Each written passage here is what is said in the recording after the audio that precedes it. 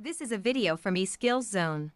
For more videos, notes, and certificates, please visit www.eskillszone.com. Hello and welcome. Hi viewers. In this video we will learn the function HLOOKUP in Excel. Since the letter H stands for horizontal lookup, so it's all about the searching is all about the horizontal searching, which relates to the row search. Since all the rows are in horizontal forms, so we will be looking all the rows values in the rows to find out our match.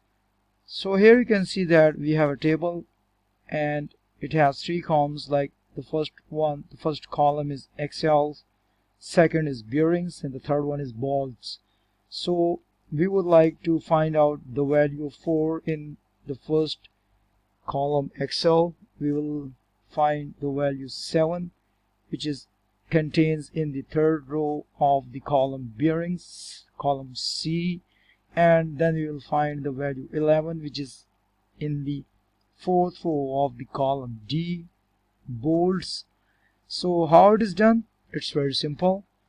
First we will put an equal to sign in the formula bar, then we will type HLOOKUP, which is the name of the function, and then since we would like to find out the value 4, which is the second which is in the second row of the column B, so we will type the first cell of the column B, which is B4.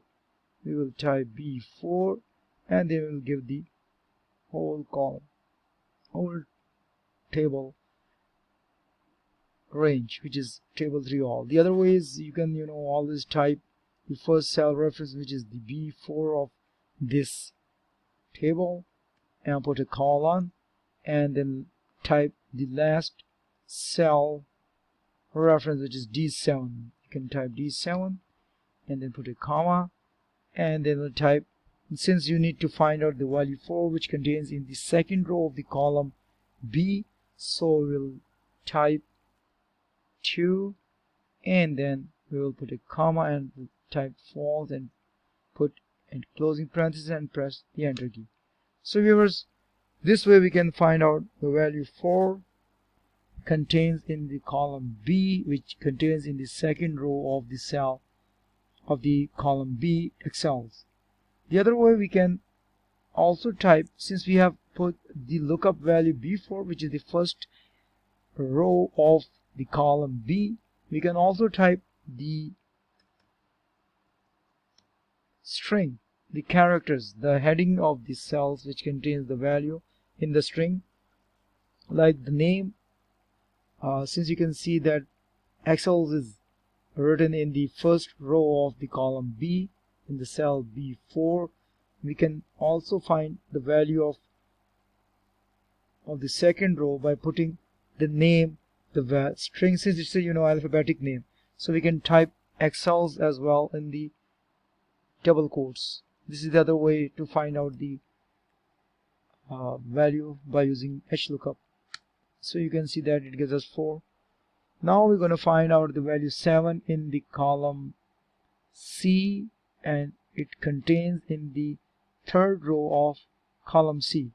So we'll put an equal to sign and we'll type HLOOKUP, name of the function, and now we'll put bearings. There are two ways, whether you can type bearings, the string, the alphabetic, which contains in the first cell of the column C, or the other way you can type the cell reference, which is C4. So we are here, I'm going to type the string bearings enclosed in the double quotation marks, put a comma, and then since we will need to find 7 contains in the third row of the column C. Here you can see the first row contains bearings, name of heading of this column, second row contains value 4, then third row contains the value 7. Since we need to find 7, so first we will type the complete table range, so the table range starts from cell B4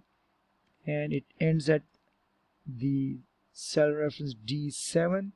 then we'll type 3, since we need to find the value 7, which is in the third row of column C, and then we'll type false since we need the exact match, and we'll put a closing parenthesis and we'll press the enter key.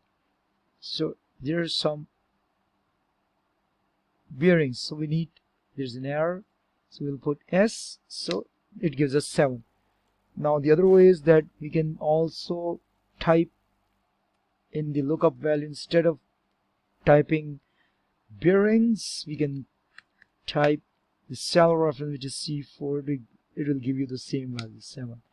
So the last value which we're gonna find over here is 11 in the column D. We'll put an equal to sign, type the function name HLOOKUP, and I'll put the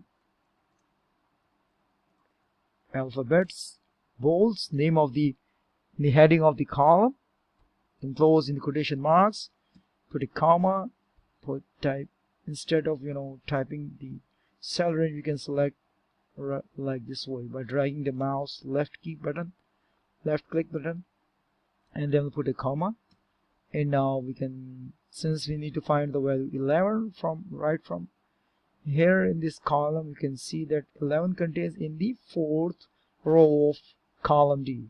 First row of the column D contains the name, bolts, heading of the column, and the second row contains value 9, third row contains value 10, and the last row contains the value 11. So it is the 4th row, so we'll type 4, and since we need to find out the exact match, we will select the false exact match right from over here, and I'll put a closing parenthesis and press the enter key.